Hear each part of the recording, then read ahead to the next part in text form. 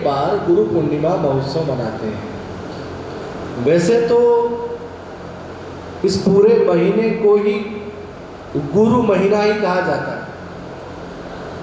ये पूरा महीना ही, जैसे महादेव जी का पूरा एक महीना होता है ना, इस बार तो 2 महीने हैं महादेव के। महादेव का जैसे पूरा एक महीना होता है, ऐसे ही सदगुरु का भी पूरा एक महीना होता है। तो ये जो महीना है पूरा गुरुदेव के लिए ही है, लेकिन उसमें भी गुरु पूर्णिमा महत्वपूर्ण है। गंगा जी तो उद्गम से लेके जहाँ उनका लय होता है वहाँ तक गंगा जी ही है, लेकिन फिर भी प्रयाग में, काशी में, हरिद्वार में महिमा बढ़ जाती है। ऐसे ही महीना तो पूरा गुरुदेव का है, लेकिन फिर भी गुरु पूर्णिमा का अवसर श्रेष्ठ माना गया। हम लोगों को गुरुजी कृतार्थ करें। सामान्य परिवेश में एक कहावत बड़ी प्रचलित है, प्यासे के पास कुआं नहीं आता है। क्या कहावत प्रचलित है? प्यासे के पास कुआं नहीं आता, प्यासे को कुएं के पास जाना पड़ता है। ऐसे ही सद्गुरु हमारे पास आए और फिर उसके विकार को दूर करें, ऐसा नहीं। गुरु तत्व की जिज्ञासा जैसे ही जागृत हो जाए, गुरु पथ पर आगे बढ़ जाना चाहिए, पथ प्रदर्शित हो जाना चाहिए। और फिर जब एक बार मन में संकल्प आ जाए तो गुरुजी स्वतः ही प्राप्त होते हैं। गुरुदेव का अर्थ क्या है? बहुत सामान्य सी परिभाषा है, सब लोगों को विदित है। गु का मतलब अंधकार होता है और रू का मतलब प्रकाश होता है। तो फिर गुरुजी कोई अलग से प्रकाश ला करके और फिर वो अंधेरे को हटाएंगे, ऐसा नहीं है। प्रकाश प्रत्येक मनुष्य के अंदर विद्यमान है, अलग से कुछ करने की जरूरत नहीं है। लेकिन जैसे ही वो गुरु तत्व का सामीप्य प्रदान करता है शिष्य, तो उसके अंदर जो प्रकाश है उसकी अनुभूति उसको होने लगती है। लेकिन हम उस योग्य तो बने कि गुरु का प्रकाश वहां तक आए। देखो, दीपावली में जब हम दीपक जलाते हैं तो दीपक जलाने से पहले दीपक को तैयार होना पड़ता है। जो दीपक बिल्कुल तैयार है, उसमें घी भरा है, बाती उसमें है और बिल्कुल तैयार, उसी को प्रज्वलित करेंगे। कोई इधर उधर कोई दीपक लगा हो, कोई गिरा हो तो उसको कौन प्रज्वलित करेगा? लेकिन जब वह अपनी पूर्ण स्थिति में आ जाता है तो जलाने वाला उसको प्रज्वलित कर देता है। ऐसे ही हम पूर्ण रूपेण शरणागत हो जाएं, बस अब हमको सद्गुरु मिल ही जाए तो वो प्रकाश रूप स्वतः ही हमको अनुभव होने लगेगा। अब कुछ लोग कहते हैं कि हम गुरु जी के पास आते हैं तो महाराज हमको तो विशेष कुछ मिलता नहीं, और कुछ लोग होते हैं उनको ज़्यादा कुछ मिलता है। ऐसा भी बहुत से लोग बातें करते हैं। हाँ, गुरु जी तो उनसे ज़्यादा प्रेम करते हैं, हमसे प्रेम नहीं करते हैं गुरु जी। हाँ, उन्हीं के ऊपर पूरी कृपा दृष्टि है, उन्हीं के ऊपर पूरी छाया है, हमारे ऊपर तो कुछ नहीं है। ऐसा भी नहीं मानना चाहिए। प्रथम तो ये स्वीकार करें कि सद्गुरु का आश्रय होना बड़ा जरूरी है। देखो, तत्वतः बात क्या है? तत्वतः बात यह है कि सबके गुरु तो भगवान नारायण ही हैं। कृष्णम वंदे जगत गुरुम। अच्छा, शास्त्रों में तो आत्मा को भी गुरु कहा है। इतना ही नहीं, श्रीमद् भागवत में तो माता को गुरु कहा और पिता को भी गुरु कहा। श्रीमद् भागवत के 9वें स्कंद में जब हम अध्ययन करते हैं तो सुखदेव जी राम जी का वर्णन करते हुए कहते हैं गुरुवर्थ है त्यक्त राज्यम।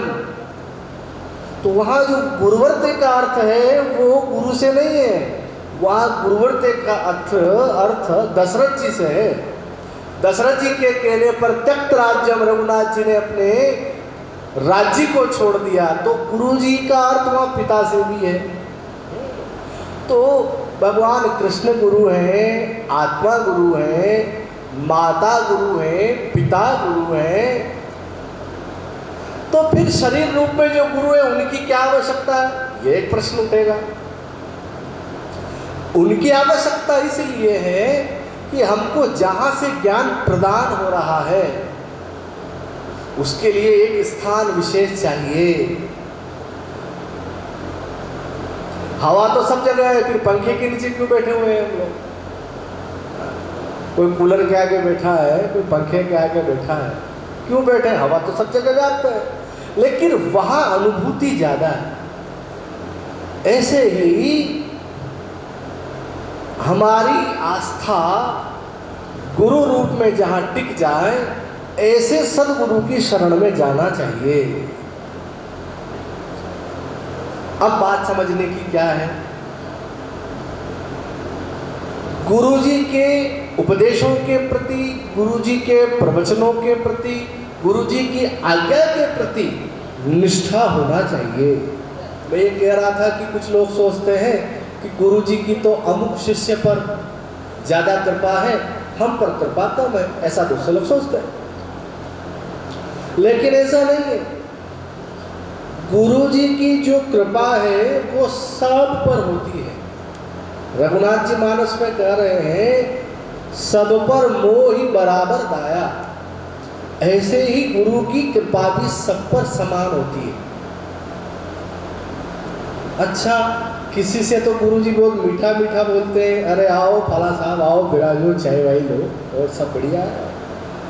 कुछ शिष्य आते हैं उनको डांटते हैं, अरे ये कोई टाइम है तुमको आने का, निकल जाओ, ये करो वो करो, उनको डांट लगाते हैं।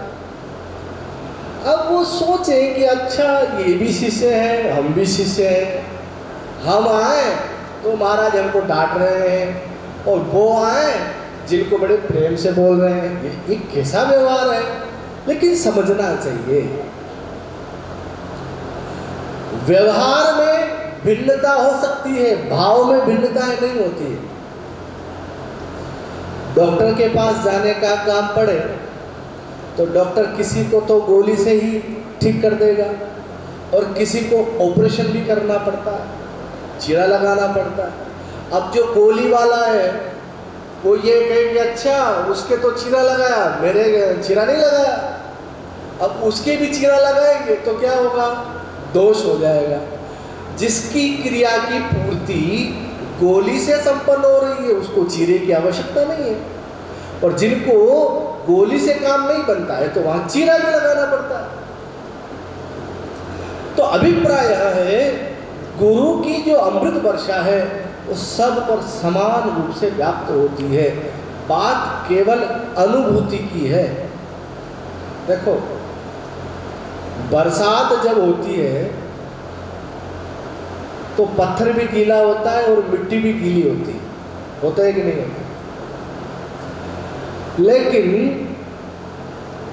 पत्थर बाहर से गीला होता है, अंदर से गीला नहीं होता है। लेकिन मिट्टी अंदर तक गीली होती है, और जब मिट्टी अंदर तक गीली होती है और जब उस पर कोई बीज फेंकता है किसान, तो फिर क्या होगा, जो अंदर तक गीला हो गया वहां कोई बीज जब गिरता है तो वहां से अंकुरित होता है, फूटता है। और जो पत्थर केवल बाहर से गीला हुआ, अंदर से कुछ नहीं हुआ, तो वहां बीज टकराएगा और नष्ट हो जाएगा, अंकुरित नहीं होगा। तो गुरु प्रेम की वर्षा तो सर्वत्र है ही, गुरु की अमृत वर्षा तो है ही।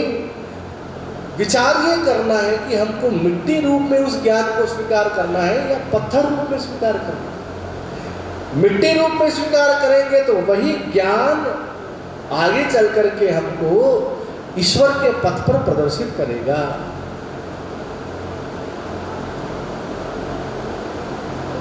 गुरुजी के पास आते हैं तो सामान्य दृष्टि से शिष्य प्रसन्न हो जाए, इसीलिए कभी कभी गुरुजी हालचाल भी पूछ लेते हैं, कैसे हैं, व्यवहार कैसा है,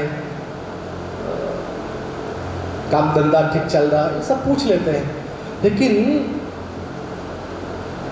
वास्तविकता में गुरुजी जब प्रश्न करते हैं तो शिष्य उससे घबराते हैं। बहुत सी बात पूछते हैं गुरुजी, माला करते हो कि नहीं, पाठ पूजा बराबर करते हो कि नहीं, हाँ कुछ तीर्थ यात्रा करते हो कि नहीं, हाँ तो फिर